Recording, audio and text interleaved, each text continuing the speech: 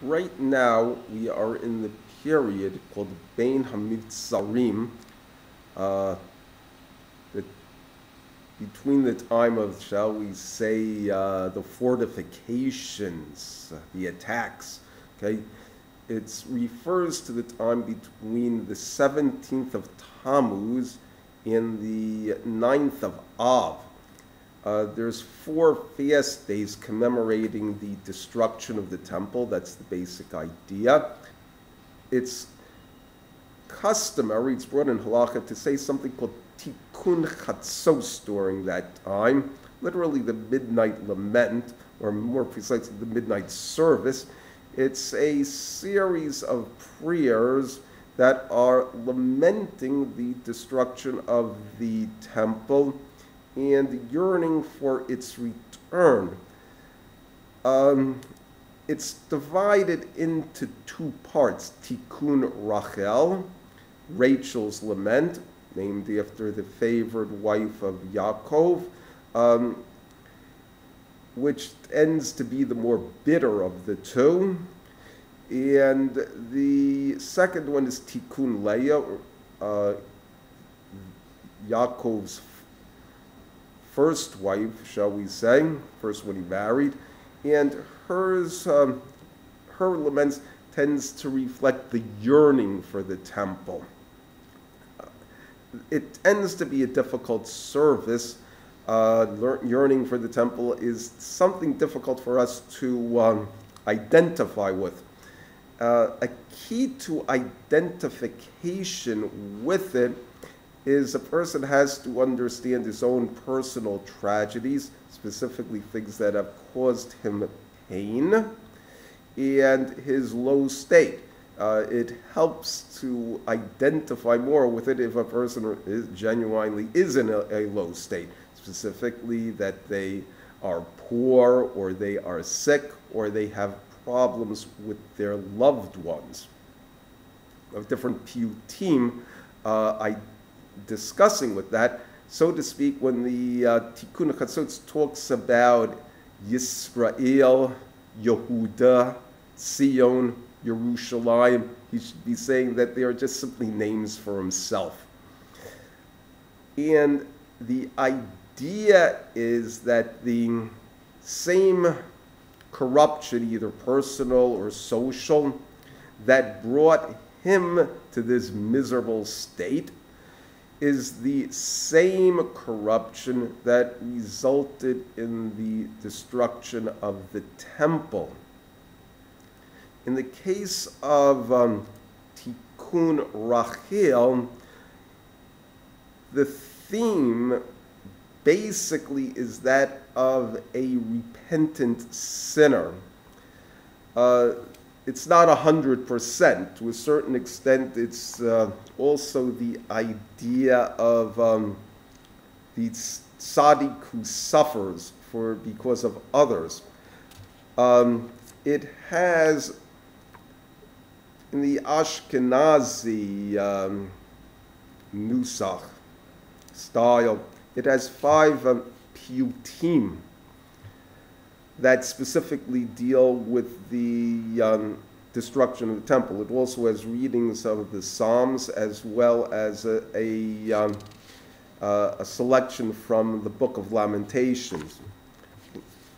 The poems deal with different subjects. The one that deals with the idea of a repentant sinner, it's the second poem, Hayiti kakal betoch apiryon. I was like a bride sitting in the bridal seat. Va'anan yomam ambachon al Sion. And there were clouds all the time, meaning the clouds of glory, on the place in Mount Zion, the temple. Hushlachti l'chutz ka'ani v'avyom, but I've been basically thrown out, dismissed to outside, like the poor and destitute. Bagadati l'kach tsar va'ani umlala. that my clothing has been taken by the person, the enemy, person who's afflicted me, and I'm miserable. The refrain is Kol Brahma Nishpa Bilallah. A mourning voice is heard. Kol Nehi Mitzion Hamehulala. The voice of lamentation in Zion that is Mehulala, that is praised. It's rhythmic. It's quite a beautiful psalm. The other psalms also deal with just simply mourning for the temple in its miserable state. The first one is dealing with someone who's been bad and now he's lost all of, he is someone who was in a high place, abused it, lost it all.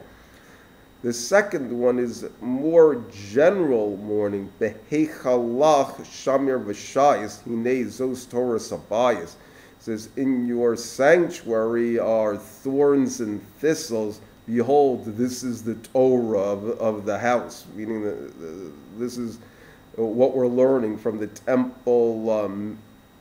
temple itself. That's a more general type of mourning. It's not necessarily a repentant sinner. It's someone who just recognizes the miserable state of the temple and his own miserable state, the miserable state of society.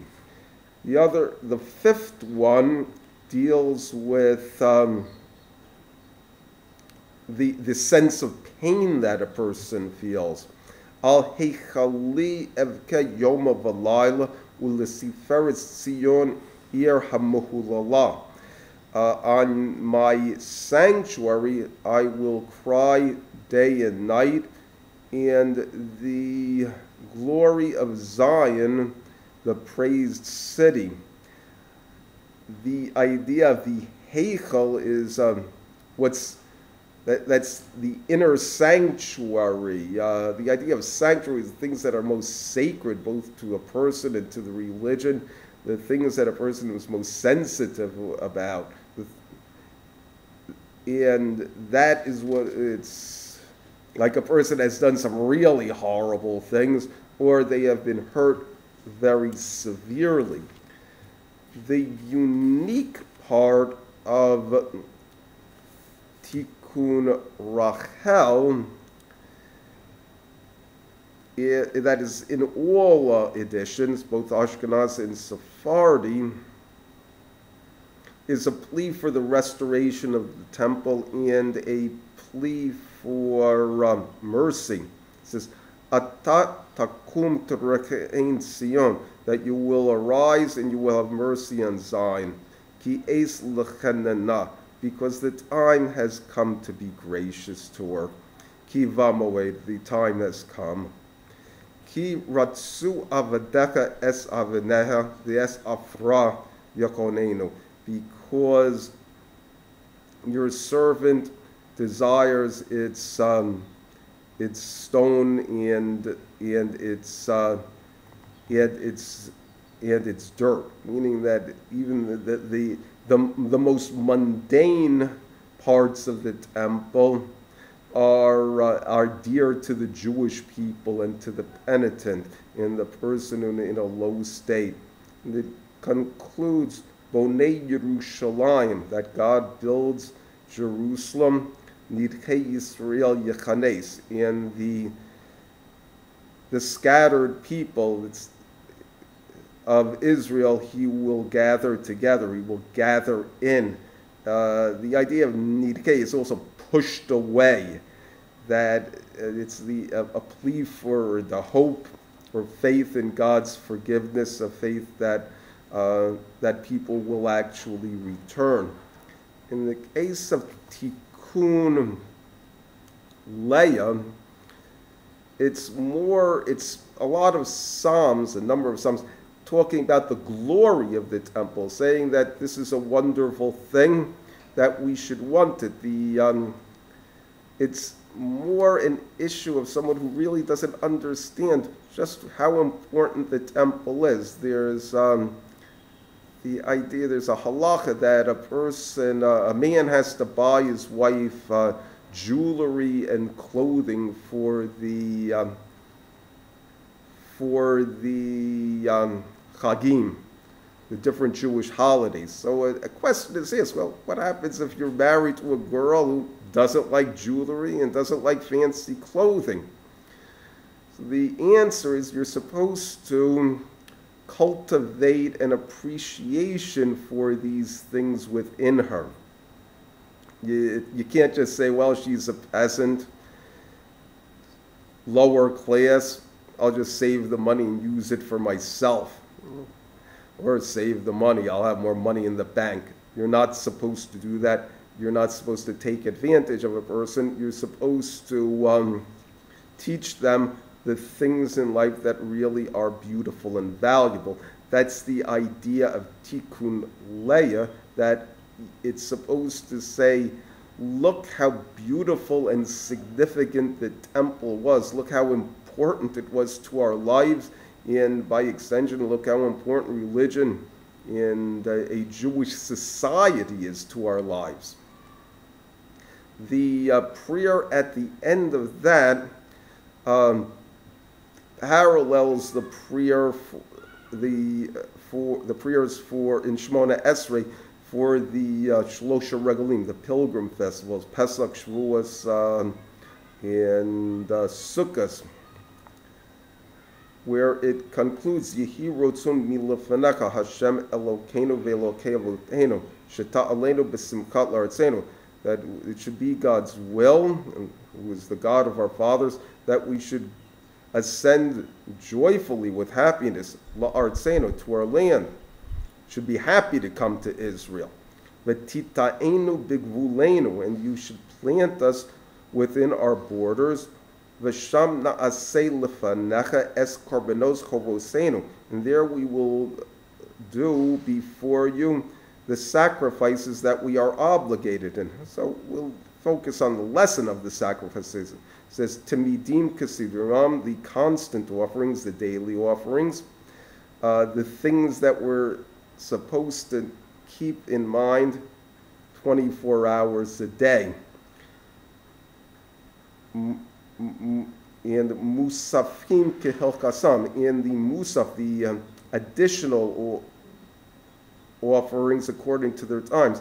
These are the special offerings devoted to special days. When you have the different Jewish holidays, you have the ideas of penitence, which is Yom Kippur and Rosh Hashanah, divine revelation as well.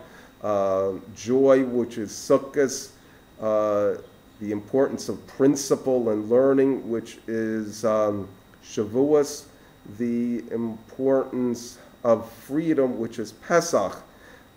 The Rosh Chodesh is an idea of also of penitence. Shabbos, which is the idea of knowing that there's a God in heaven and appreciating that He created the world on 6 days and rested on the seventh, and that through our appreciation and joy of the good things that God has given to us, that this is ultimately how we are Mekadesh Hashem Shafar, that we sanctify the name that is in heaven.